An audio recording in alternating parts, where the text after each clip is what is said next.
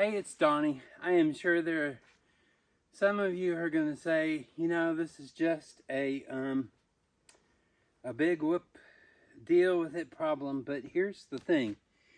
When we were in Dallas and I bought this belt in 2019, you can see it was worn there. And then as I've lost weight through the years, I've moved inward to the notches inward. I don't know when I put this one here, but I think it's been since we've been here in Michigan. And then I put like a week or two later, and in the past 42 days, I put this one in. So I've gone from here to here in a matter of a couple of years. And I've gone from here to here to here in a matter of weeks. But this past weekend I moved it to here, so I've gone from here to here, and even this week already I have put it a new hole another half an inch in, and so you say, well, could you go buy a new belt? Well, these are like $50 belts, not cheap. So I tuck it in now, and it goes through one loop, and then it's coming through to the side loop, and so that's fitting okay, right? Except for I've been walking and carrying and getting things, and of course it's not going to do it now that the camera's on. But I've been unloading some ice and food from the car in the past few minutes, and my damn pants won't stay up. Even still, like just now. I can stick my hand in the side and pull, and if I were to put my gun and my hunting knife on right now and then trudge up the hill, they'd start falling down. So I'm coming to some conclusions here. I am not eating nearly as much as what I was eating in Dallas. And in Dallas, Macy and I would start out the morning, every morning, with some kind of sausage meal for her. Well, I'd warm her up a patty of sausage, and then I'd basically give her half of it, is where I had gotten it back down to help her start losing some weight. And then I'd have a sausage, egg, and cheese croissant. And then for lunch, we'd have something else. Some days it'd be just a sandwich. Some day it'd be just a PB&J. Someday by 11, I'd be so hungry we'd have to have lunch, which would be followed by a 2-hour nap. And then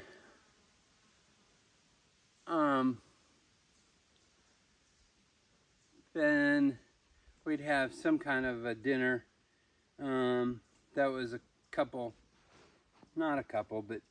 maybe sometimes a couple thousand, another 2,000 calories. So we were on something close to I would say I was on something close to a 3,000 to 3,500 calorie a day diet.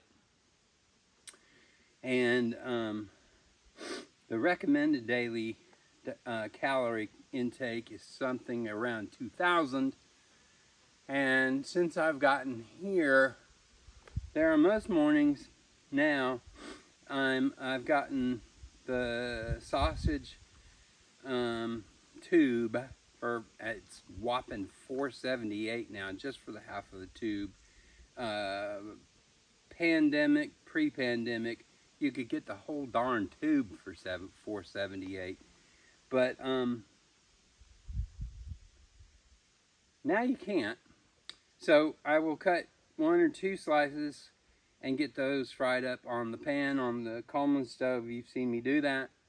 And then I've been having some oatmeal that I would buy at the co-op in Marquette, and I've run out of it. I had 2 boxes. I've run out of it, so I bought some kind called Kodiak that's supposed to have 12 to 18 grams of protein in it. And those are 190 calories a pack. I started out with 2. I dropped down to 1, and then the past few days, what I've made is a piece and a half of sausage for me, and a piece and a half, quarter for Macy, and then 1 cup of the Kodiak maple and whatever it is oatmeal, and then I've been adding Quaker Oats, which is like 120 calories, maybe 130, and then I had bought 6 large eggs, which you can buy for $2.78 here for just 2 of them. I think back in Dallas you could pay that much for the whole dozen, but anyway, no commentary there.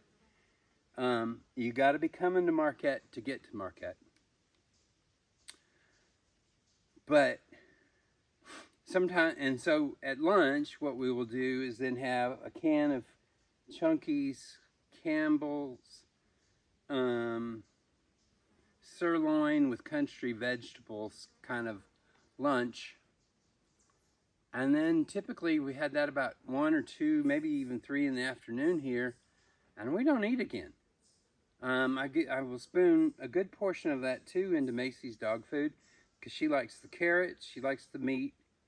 I mean, she loves the carrots. Right, Macy? And that's it. That's what we've been eating per day. And I think a can of that is somewhere in the neighborhood of 500 calories a day. So we've been close to busting maybe 1,200, 1,300 calories of food per day.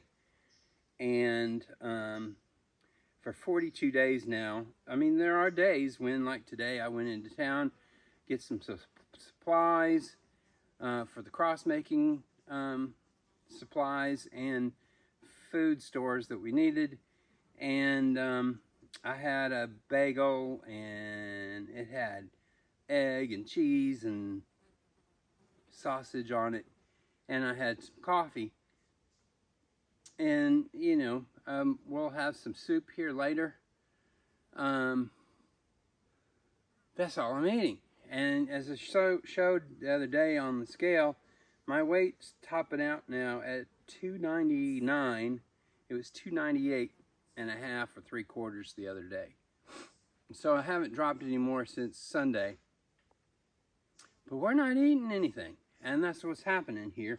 My pants and my belt can't keep up with the weight drop, which I know is a good problem.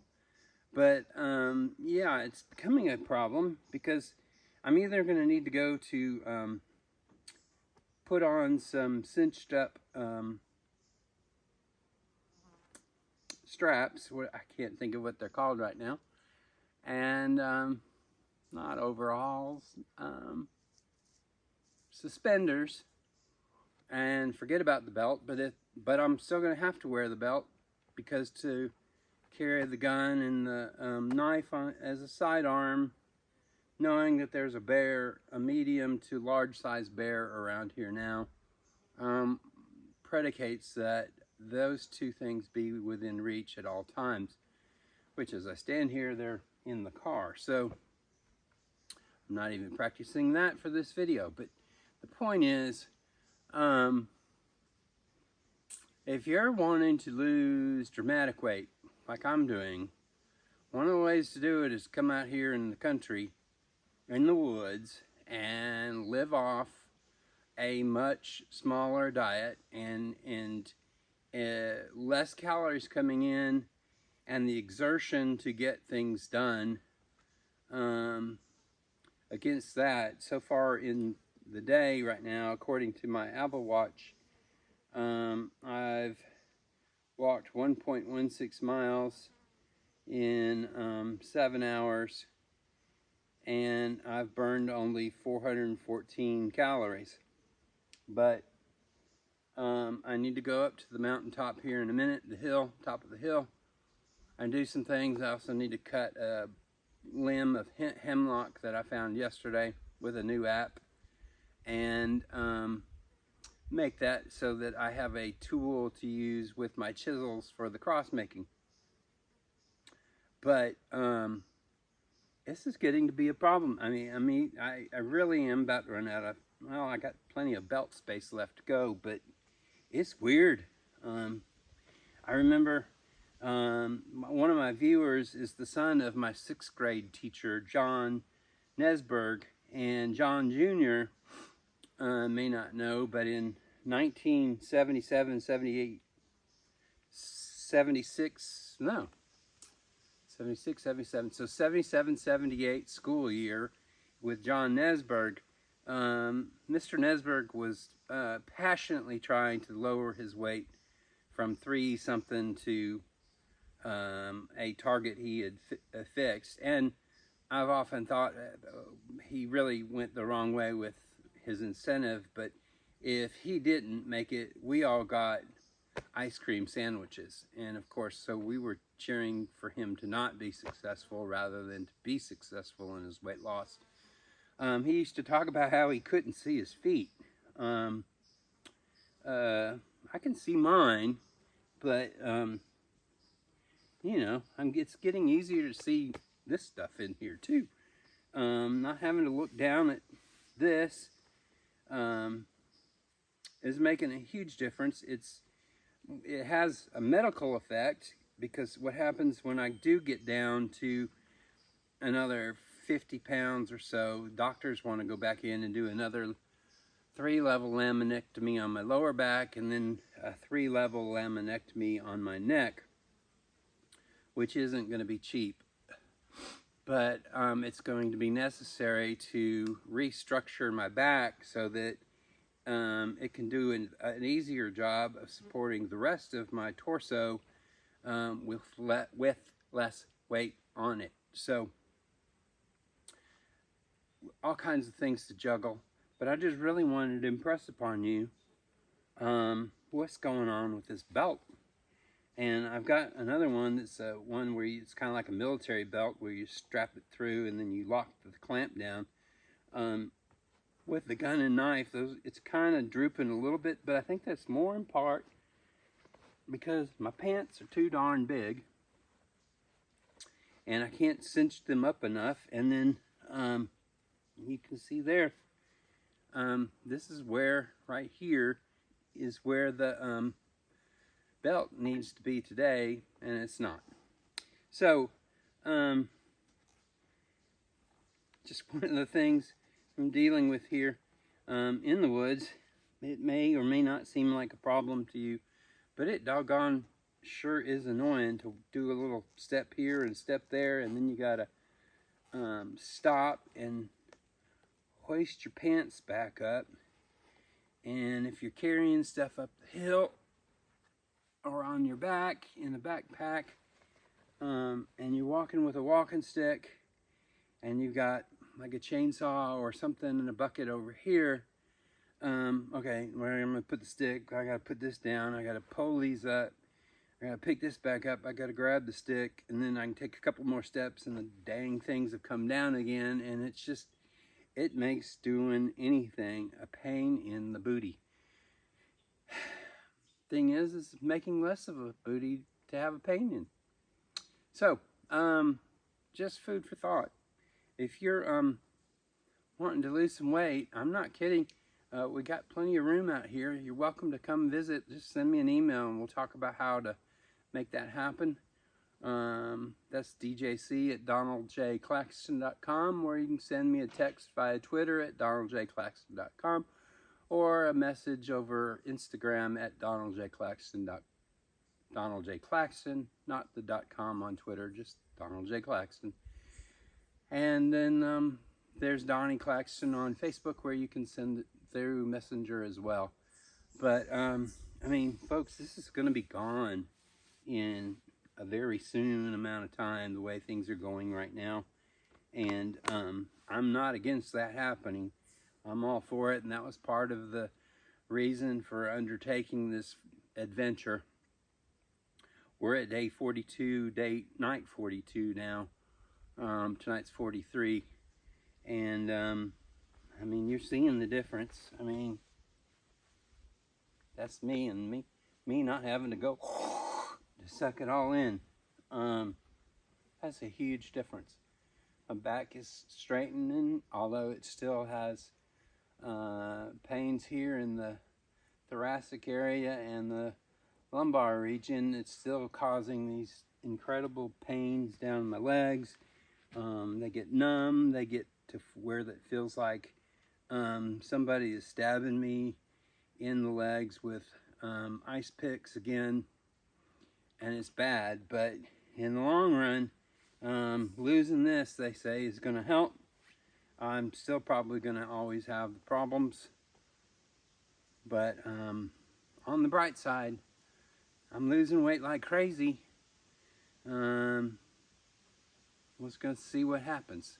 Thanks for watching. Thanks for supporting the channel. I did a GoFundMe project over last Monday through Sunday, and I posted another update either Saturday or Sunday. I think it was Saturday. So Monday through Saturday, my goal was to raise $300 to use in the development of these crosses I'm making from here on the land. And that's been a great success to get those funds together. I've been in town today buying some of the stain, some of the chisels I needed, and some of the other tools, sandpaper and things like that, to really ramp up production. And I want to thank you for that. You can also help support my work out here, my writing. You can check out medium.com/the @ Donald J. Claxton. You can also make contributions at Venmo, on Venmo at Donald J. Claxton, and you can go to PayPal me/Donald J. Claxton. And every penny that you send helps pay for new equipment. I'm looking at getting a wood stove. I still need some electric panels, and an inverter, maybe even a 12-volt battery. And as you might be able to hear the winds blowing today, $150 wind generator is what I'm trying to get, so that I have at least two modes of collecting energy to charge my appliances, and also to have enough juice to supply my CPAP machine that keeps me from snoring and having 80 incidents of sleep apnea an hour all night long. So the lack of quality sleep could also be affecting this, but it's more so not supposed to help it. But anyway, thanks for watching. I hope you're learning something out of all these videos. I can talk forever, right? No. But helpful posts. Today I posted on medium.com about whether or not a 9mm handgun is the right weapon for an attacking bear. And I invite you to jump over to medium.com and read that. If you're into camping, that will be very helpful for you to know when you're dealing with black bears, which we've now had an encounter with probably the same one 3 different times. Macy, to her credit, has scared it off all 3 times. I'm just kind of leery always of what happens in visit number 4 or 5 or 6 or whatever. So anyway, I'm going to stop now. I want to thank you for watching. Stick around. Subscribe to the channel here on YouTube. It doesn't cost anything. It helps my numbers. It helps tell YouTube, hey, this guy's really worth watching. And thank you very much. my damn pants.